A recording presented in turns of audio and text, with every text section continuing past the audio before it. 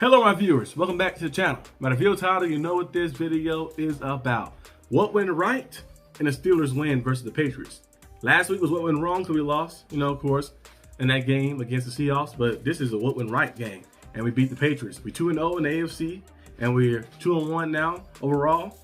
Beating the Patriots in this game right here. Of course, the main thing that went right in this game is the defense. The defense made play after play after play after play. One more time, after play. Went out there and handled business. Of course, we've seen Jabril Peppers. He get a forced fumble. I was talking about him on the game preview on the Steelers Syndicate channel. You can go over there and subscribe to that channel as well. And I was saying, like, we need our big thumpers out there. We need Jabril Peppers out there. We got Jawan Bentley now as well. I don't think he played this game today. I think he's gonna probably play maybe next week or something. We got him as well. We got all these different guys. We need to utilize these guys. Cole Holcomb. What happened on the first drive the Patriots had? Cole Holcomb with the forced fumble. And you look at and see Jabril Peppers get a fumble. You look and see Cam Hayward made some big time plays in this game, a forced fumble as well. Herbig with a forced fumble as well. The Steelers has found a way to get fumbles like the fumble with the fumble. And they have a total of 5 turnovers in this game, including 4 of those forced fumbles in this game. TJ Watt had 2 sacks in this game. There's another thing that went right in this game too as well. Watt finally getting an opportunity because we started seeing pressure up front.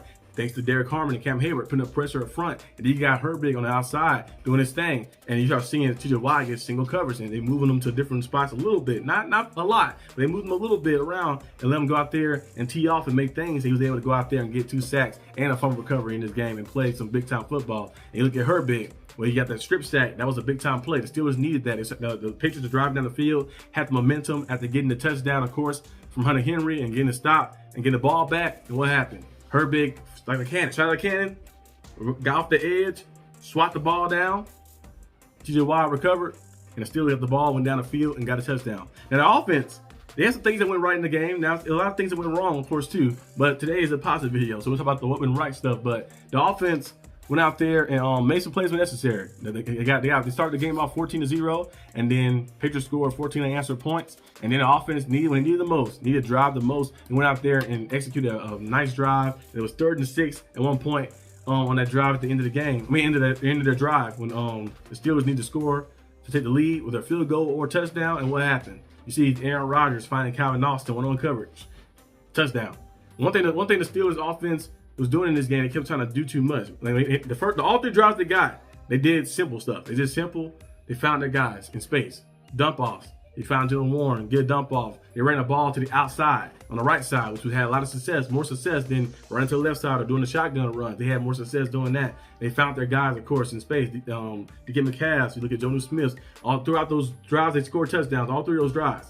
They did a good job. But the ones that didn't do a good job in, they was trying to do too much. A lot of play action, trying to force the ball on the field and just chunk stuff up and just kind of playing like you have a team like you play like the Bucks basically. We don't have the personnel the Bucks have. We don't have Emeka Egbuka or Mike Evans or those guys like that. Or we don't have like the running backs like Rashad White who can catch at the backfield, a lot of as a receiver, and all these different guys. Of course, we ain't got the type of personnel. But as far as the Steelers trying to play that type of style of football, trying to play more run and gun type style, which is not really their game. Our game is to move the sticks, get guys in motion, create mismatches within the slot, and do things. And when they did that, they had touchdowns and they had success when they did that. I don't know why Arthur Smith keep reverting back and start getting inconsistent with some of the play calling. But when the Steelers was moving the sticks, playing smart, taking the defense give them and giving the ball to their playmakers in space, they made plays. They got the ball out fast too. They made plays like that.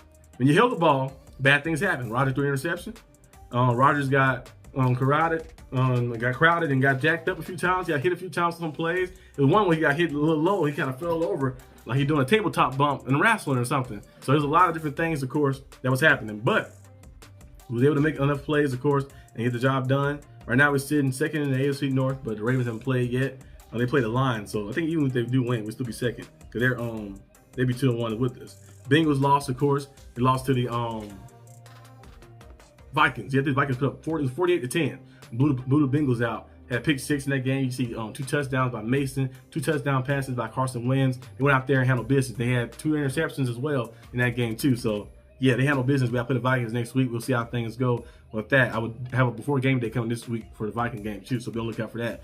But yeah, the Steelers went out there and handled business in this game. Got it done. A lot of things went right defensively and then offensively. They went out there and made enough plays, to get it done.